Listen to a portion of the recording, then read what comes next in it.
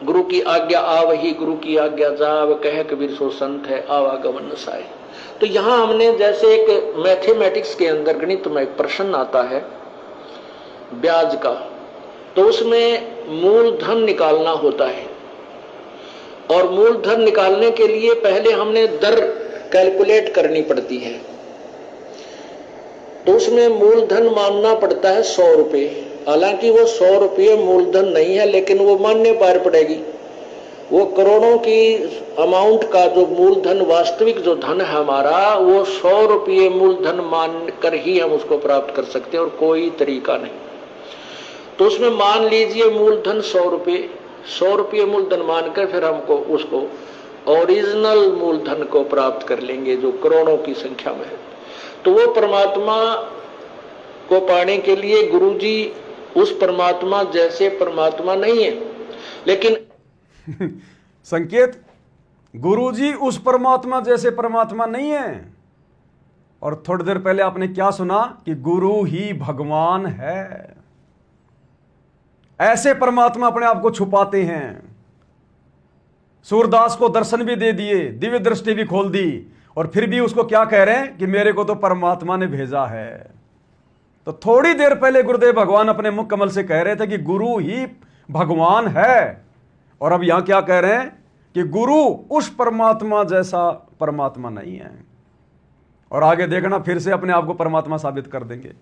आपने परमात्मा मानना पड़ेगा ताकि आपकी रिहर्सल ठीक चले जा, ताकि आप ये सोचो कि जब भगवान के सामने हम जाएंगे, जिसके इतने गुण सुनते हैं, और उस परमात्मा से हम मिलना चाहते हैं, वह हमारा कैसा शिष्टाचार हो, कैसा बोलना चालना हो, कैसा व्यवहार हो, कैसा उमंग हो।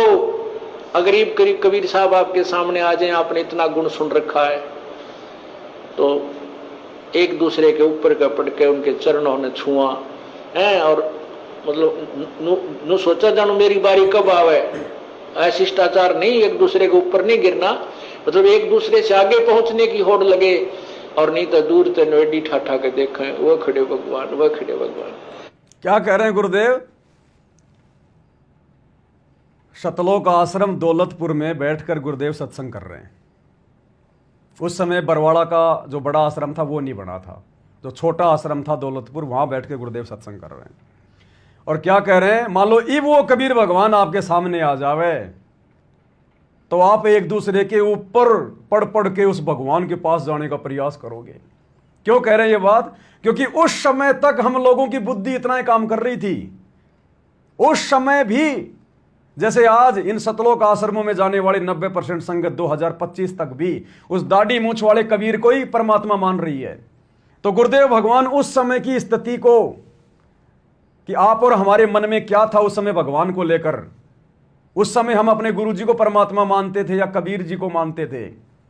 तो गुरुदेव कह रहे हैं यदि आज वो कबीर भगवान आ जाए यहां, तो तुम एक दूसरे के ऊपर जा जाके यूं जुड़ो, कहां भगवान कहां खड़ा है, एडी ठाठा के देखोगे। क्योंकि गुरु जी को पता था कि ये नालायक अपने गुरु को परमात्मा नहीं मान रहे।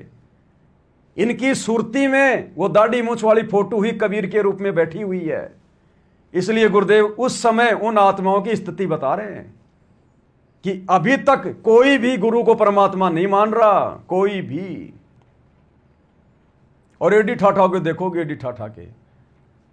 अरे जब गुरु जी आते थे सतलोक आश्रम बरवाड़ा में भोग के समय, तो सभी भाई बहन एडी उठा उठा के देखा करते थे कि नहीं देखा करते थे? किसको देखते थे वहां? दाढ़ी मूंछ वाली फोटो को नहीं देखते थे। जब पता चलता था कि गुरुजी आ गए, गुरुजी आ गए भोग लगाने, तो सब यूं देखा करते थे, यूं यूं यूं। तो किसको देख रहे थे? एडी उठा उठा के गुरुजी को। और आगे भी इन्हीं को देखना पड़ेगा। अब खैर गुरुदेव भगवान के आश्रम में आने के बाद तो दाढ़ी मूंछ वाली फोटो आश्रम में रखी नहीं जाएगी। अब तो नई सेना, नया मैनेजमेंट, नए भगत, नया सिस्टम सारा जो साथ संगति में चल रहा है। अब वो फोटो जब हम अपने घर में नहीं रखते, तो भगवान के साक्षात रहते सहते उसको आश्रम में रखेंगे क्या? ये इतना ज्ञान भगवान जेल में बैठकर हमें सद्बुद्धि देकर साथ संगति के माध्यम से, इसीलिए तो ये प्रचारित करवा रहा है कि अब जब मैं सतलोक आश्रम में आऊंगा, कहीं भी जहां भी परमात्मा दया करेंगे, तो उस समय केवल मुझे ही कबीर जी की दृष्टि से देखा जाए। उस दाढ़ी मूंछ वाली फोटो नहीं दिखाई देनी चाहिए। उसके लिए परमात्मा रिहर्सल करवा रहे हैं।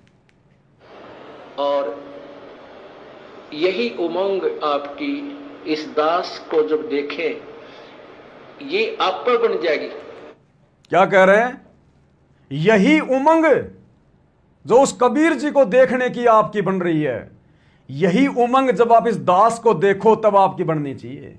गुरुदेव कह रहे हैं क्यों भाई? अरे जब भगवान आ जाए, भगवान को देखने की जो उमंग होती है, फिर हम गुरु जी को क्यों देखें उस उमंग से? तो गुरु जी क्या कह रहे हैं? वो उमंग जो भगवान को देखने की होनी चाहिए, जब ये दास आवे इस दास को देखने की होनी चाहिए। इसका मतलब भगवान को कैंसिल, और गुरुजी अपने लिए कह रहे हैं कि वो उमंग आपकी अपने गुरुजी को देखने की होनी चाहिए, जो तुम नादानी में, अज्ञानता में उस दाढ़ी मूंछ वाली कबीर जी की समझे जाने वाली मुर्दा फोटो को देखने के लिए लगाते हो। वो उमंग गुरुजी को देखने में होनी चाहिए। तो भगवान कौन हुआ? गुरु। और आगे क्या कह रहे हैं भगवान? कितनी बड़ी बात कह रहे हैं कि एक समय फिर ऐसा आएगा आपको इस दास के अलावा संसार में कुछ भी दिखाई नहीं देगा। और पहले क्या कह रहे थे गुरुजी इसी सत्संग में कि जब आपका प्रेम बढ़ेगा, जितना ज्यादा बढ़ेगा, आपको उस मालिक के अलावा कुछ भी दिखाई नहीं देगा। और आगे क्या कहेंगे? इस दास के अलावा कुछ भी दिखाई नहीं देगा। तो वो मालिक कौन हुआ? सतगुरु रामपाल जी भगवान। देखते जाइए आगे। ये ज्ञान ऐसा है कि आपको फिर कुछ भी दिखाई नहीं देगा, ये दास दिखाई देगा। बताओ, गुरुदेव कह रहे हैं आपको कुछ भी दिखाई नहीं देगा, यो दास दिखाई देगा। और पहले क्या कह रहे थे? आपका जितना प्रेम बढ़ता चला जाएगा, उस मालिक के अलावा कुछ भी दिखाई नहीं देगा। और अब कह रहे कि दास के अलावा कुछ भी दिखाई नहीं देगा। तो वो मालिक कौन हुआ? स्वयं सतगुरु रामपाल जी भगवान। दोबारा सुन लीजिए। देखें, ये आप पर बन जाएगी। ये ज्ञान ऐसा है कि आपको फिर कुछ भी दिखाई नहीं देगा, ये दास दिखाई देगा। तो बताओ, ये वाली स्थिति जो गुरुजी उस समय जो बता रहे थे, आज संगत में ये वाली स्थिति किन आत्माओं की बनी है? जिन्हें अपने गुरुजी के अलावा कुछ भी दिखाई नहीं दे रहा, केवल सत्सेवक भाई बहनों की।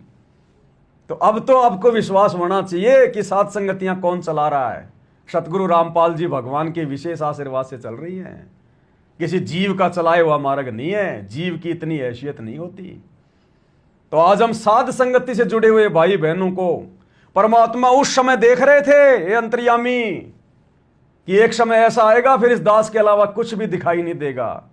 इन आश्रमों में तो भाई उनको गरीबदास जी भी दिखाई दे रहे हैं। वो तो गरीबदास जी का भी बहुत दिवस मना रहे हैं उन आश्रमों में। इन आश्रमों में इन लोगों को दाढ़ी मूंछ वाला कबीर भी दिखाई दे रहा है, उसका भी जून के महीने में कबीर प्रकट दिवस मना रहे हैं। पंडित चिदानंद जी की फोटो भी लगा रखी है, दादा गुरु जी को भी दंडोत करते हैं वहां पर। राजनेता आ जाए तो उनको भी एडी उठा उठा के देखते हैं।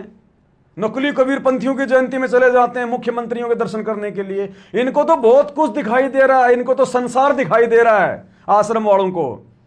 और गुरुजी कहते हैं जब आपको यह ज्ञान हो जाएगा, आपको इस दास के अलावा संसार में कुछ दिखाई नहीं देगा। और इन आश्रम वालों को संसार के अलावा, आप और हम भाई बहनों को तो संसार के अलावा, आप और हम भाई बहनों को, सत्सेवकों को तो गुरुजी के अलावा संसार दिखाई नहीं दे रहा। और इन आश्रम वालों को संसार के अलावा गुरुजी दिखाई नहीं दे रहे। इनको केवल संसार दिखाई देता है, अभी गुरुजी दिखाई नहीं दे रहे। हम सत्सेवकों को केवल गुरुजी दिखाई दे रहे, संसार दिखाई नहीं दे रहा। तो कितना बड़ा संकेत कर दिया गुरुदेव ने कि इस दास के अलावा आपको कुछ भी दिखाई नहीं देगा। पर जब दास के अलावा हमें कुछ दिखाई नहीं देगा, फिर हम उस दाढ़ी मूंछ वाली कबीर जी की फोटो को अपने घर में रख के क्या करते? हमने ठीक किया, उसको फाड़ फाड़ के फेंक दिया। क्योंकि यह स्थिति तो आनी थी, यह स्थिति तो भगवान ने लानी थी संगत में।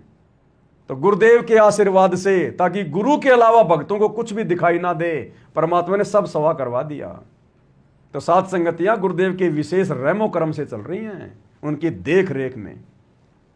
क्या कह रहे हैं गुरुदेव? ध्यान से सुन लो फिर से। ये आप पर बन जाएगी। ये ज्ञान ऐसा है कि आपको फिर कुछ भी दिखाई नहीं देगा, ये दास दिखाई देगा। ये ज्ञान ऐसा है कि आपको फिर कुछ भी दिखाई नहीं देगा, ये दास दिखाई देगा। अब बताओ भाई और बहनों, ठीक किया कि नहीं किया हमने? बताओ। फोटो ऐसे होनी चाहिए कि नहीं होनी चाहिए? हैं? सही है ना? बिल्कुल एकदम ओके, परफेक्ट। कैमरामैन पोज मारो। हमें अपने गुरुजी के अलावा कुछ दिखाई नहीं देता, रिजेक्ट मार दिया हमने। तो ये है वास्तव में सतगुरु रामपाल जी भगवान जो चाहते हैं अपने भक्तों से, अपनी संगत से, कि गुरु के अलावा तुम्हें संसार दिखाई नहीं देना चाहिए, गुरु के अलावा तुम्हें कुछ भी दिखाई नहीं देना चाहिए, कोई दूसरा संत महात्मा महापुरुष नहीं दिखाई देना चाहिए। इनको तो गुरु जी के अलावा परशुराम की जयंती, मुख्यमंत्री की रैलियां, कबीर जयंतियां सिरसा में जाके मना रहे हैं, गुंडों की सीबीआई जांच, जाटों का आरक्षण, अयोध्या के भंडारे, दुनिया भर के अड़ंग फड़ंग, और गुरुजी भगवान के रूप में पता नहीं कौन से नंबर पे हैं। सबसे पहले तो ये दाढ़ी मूछ वाले, फिर गरीबदास जी का बोध दिवस है, दादा गुरुजी को मान के दंडवत कर रहे हैं, लेकिन अपने गुरुजी को 5वें नंबर पे रखे हुए हैं। इन आश्रम वालों के घरों में देखना, दरबार में जाके फोटो लगी रहती है, वहां पर बीच में सतगुरु रामपाल जी चौकी पे बैठे हैं, इधर दाढ़ी मूछ वाले सिंहासन पे बैठे हैं, इधर गरीबदास जी सिंहासन पे बैठे हैं, इधर दादा गुरु जी सिंहासन पे बैठे हैं, इधर पंडित चिदानंद जी सिंहासन पे बैठे हैं, और ओरिजिनल कबीर भगवान सतगुरु रामपाल जी को बीच में चौकी पर बैठा रखा है। तो बताओ भाई और बहनों, अभी तक ये लोग नजदीक भी नहीं है भक्ति के। सच कहते हैं गुरुदेव भगवान कि जब तक आप अपने गुरु को परमात्मा नहीं मानोगे, समझो आपकी भक्ति स्टार्ट भी नहीं है, आपकी भक्ति शुरू भी नहीं है।